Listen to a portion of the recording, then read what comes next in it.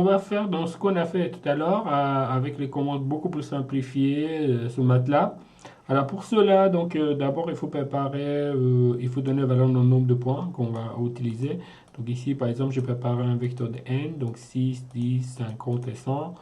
Et après vous allez préparer les valeurs, les intervalles de x. Donc là on peut le faire très facilement avec le space. On va dire qu'on a entre 0 et 5 par exemple avec n1. Donc n1 ça présente le premier élément à l'intérieur du vecteur. Donc ça va être ici. C'est entre 0 et 5 on va faire 6 divisions, etc. On va dire 10, 50, etc. Donc le nombre de divisions ça peut être changé avec la valeur de n1 que vous mettez dedans. Donc si je dis n1, donc ça il s'agit de 6. Si c'est n2 ça doit être 10. Si c'est n par exemple 4. Donc il s'agit de 100. Donc ça veut dire entre 0 et 5, on va diviser 100 valeurs différentes. Okay. Donc ça va nous donner la valeur x. Après, on peut préparer un vecteur qui s'appelle coef. Et donc, on donne les coefficients de notre polynomial. Donc, si on dit 1 moins 6, 9, 1, ça veut dire que le premier coefficient pour x cube, ça c'est moins 6 pour x carré, et 9 pour le x, et 1, c'est la fin. Vous voyez ici. Alors après, on va équiper x, polyval. Donc, c'est le commandement MATLAB. Et donc, on donne les coefficients, on donne la valeur de x. Pour avoir plus d'infos là-dessus, on dit help, poly, voilà. Et donc, vous allez voir les informations. Donc, ce qui nous présente, par exemple, si vous voulez, par exemple, préparer un polynomial 3x carré plus 2x plus 1, et vous voulez calculer, par exemple, pour x à 5, 7 et 9, vous pouvez dire que p égale 3, 1, 3, 1. Donc, 3, ça correspond ici, x carré, 2, ça correspond ici, et 1, ça correspond à la valeur que vous voyez ici.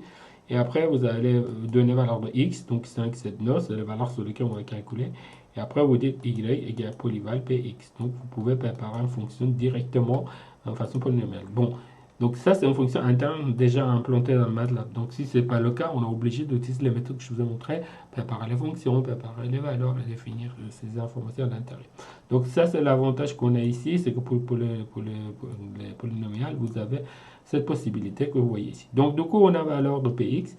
Donc, OK, on a la valeur de x qu'on a préparé sur le fond d'un array aussi, et puis x quand ils sont là. Donc, on peut cliquer, par exemple, x, il est présenté ici, 0, 1, 2, 5, machin. Si je clique px, donc vous avez les valeurs de px, hein, qui sont déjà, correspondent aux valeurs x qu'on a. Donc, tout ce qu'on a fait maintenant, on a fait l'intégration. Et le schéma que vous voyez, c'est un schéma d'intégration par la méthode de trapézoïdal. D'accord. Donc, vous faites une sommation. Donc, ça, c'est initialement c'est 0, ce qu'on a donné ici. On fait un boucle et commence par 1 jusqu'à n1 moins 1. Donc, bon, on peut arriver à la valeur qu'on cherche. Donc, du coup, vous allez directement intégration par la valeur de i. OK, on va exécuter le programme. On va trouver alors 25. Donc, vous voyez, on a trouvé pour 6 divisions. Donc, on a trouvé donc 25. Donc, maintenant, pour augmenter la valeur de 6, on va dire par exemple 10. Donc, cela, je vais dire que n2. Je vais utiliser n2. Donc, si je fais ça, donc le calcul va changer et il va me donner la valeur. Alors là, j'ai trouvé 9,24. Donc là, c'est normal qu'il y ait un problème parce que je dois changer à la fois ici aussi. Donc je dois changer les deux endroits. Donc là, maintenant, c'est un peu mieux. Donc 24,135. Maintenant, je dis OK, je vais utiliser N3. Donc N3, ça correspond à 50. Donc ici, si je dis 3, je calcule. Vous voyez que la valeur, c'est 23,75. Donc maintenant, on s'approche vers la valeur qu'on cherche. Alors si vous voulez chercher les valeurs encore, je vous dis par exemple 1000. Donc ça doit être 4. Je fais le 4. Donc vous avez 23,75. Alors si on va aller un peu avancer là, on dit par exemple on va faire 1 million. Donc ça veut dire que je vais prendre la cinquième valeur ici. Ici je vais prendre la cinquième. Et j'exécute. Et donc vous voyez que la valeur elle est 23,75. Il y a 2 zéros qui apparaissent, mais les restes ne sont pas bons. Donc vous voyez qu'on a un petit erreur qui est généré au fur et à mesure qu'il existe, hein, mais en augmentant le nombre de d'escalisations qu'on fait, donc du coup en fait cette erreur là il diminue. Donc on a la possibilité aussi de dessiner cette évolution en fonction du nombre d'itérations, le n qu'on a défini ici. Donc si on augmente la valeur de n, forcément la valeur erreur qu'on va trouver aussi va diminuer dans notre cas.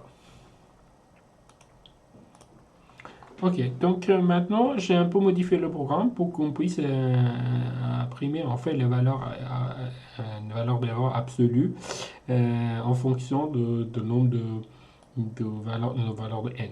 Alors pour cela, donc en fait, donc ce que j'ai préparé, j'ai préparé un boucle qu'on voyait ici. Donc j'ai mis le programme à l'intérieur. Alors qu'est-ce que c'est size n2? Donc n, ça en fait c'est un, c'est un vecteur. Donc si je tape n ici dans le mémoire, il va écrit ici. Lorsque j'écris size de n, donc il va me donner la taille de ce vecteur-là, c'est une ligne, cette colonne. Et moi, ce que j'ai besoin, c'est pas le premier élément, c'est le deuxième élément que j'ai besoin à l'intérieur de size. Donc je vais dire, OK, size n, et j'ai besoin d'un deuxième élément à l'intérieur, donc je vais prendre la valeur de 7. Donc l'idée pour moi, c'est de dire combien d'éléments il y a à l'intérieur. Donc voilà, donc ça, j'ai utilisé size n2, et ça me donne la valeur de 7. Donc ça veut dire que je vais faire une itération de 1 jusqu'à 7. Alors si j'augmente encore les valeurs à l'intérieur, j'ai au milieu, etc. Donc ça doit être vite, etc. Donc ça, c'est le premier élément. Et puis après, valeur ni. Donc si je dis par exemple ni égale 1, donc ça veut dire qu'il va prendre la valeur de 6 ici. Donc ni, ça doit être 6. Si je dis i égale 2, ni, ça doit être 10, etc. Donc on obtient à dire qu'on va arriver de entre 0 et 5, on va le diviser à avoir combien points. Donc, combien d'éléments on va diviser. Donc là, vous avez avec line espèce. Donc pour avoir l'information aussi là-dessus, vous tapez help, line space.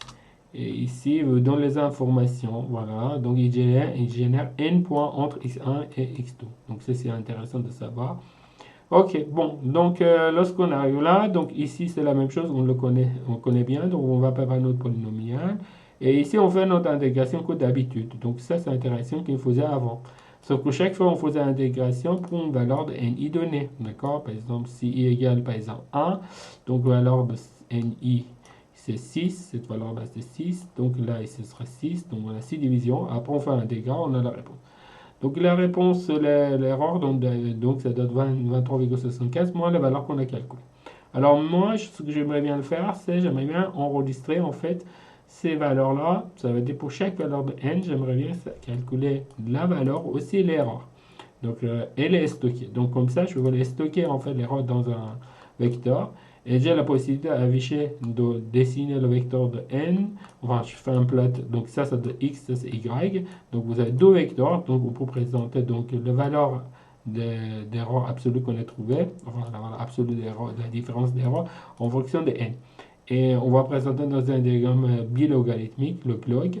Et si je quitte n pour la valeur de x et ici pour y, donc je vais avoir un diagramme bilogarithmique. Donc je peux le dessiner.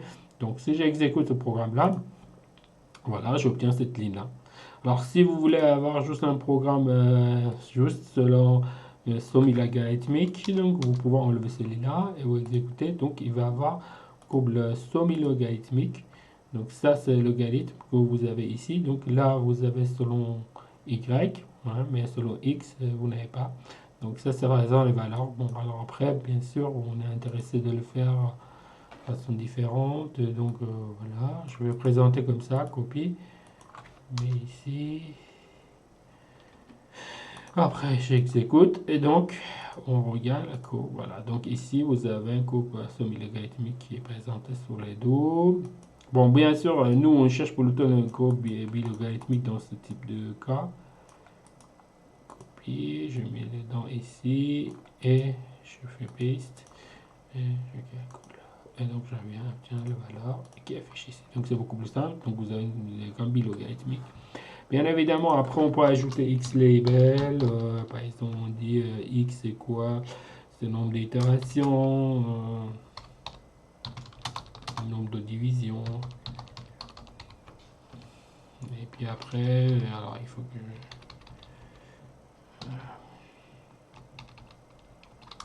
et après,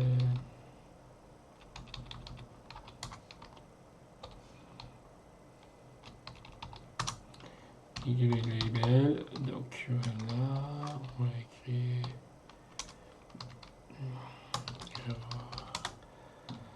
absolu. Ah, donc on peut calculer, on va obtenir la valeur.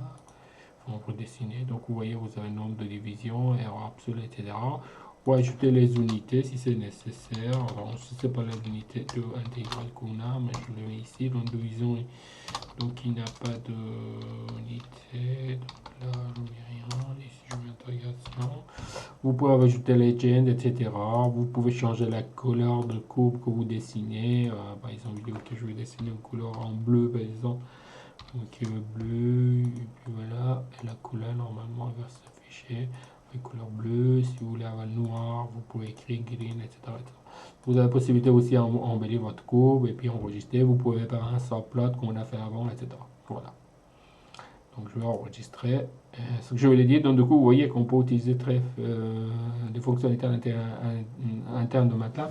Donc ça va simplifier pas mal de choses pour nous. Mais ici, on avait fonction polynomiale, mais on n'aura pas toujours ces fonctions-là. Donc voilà.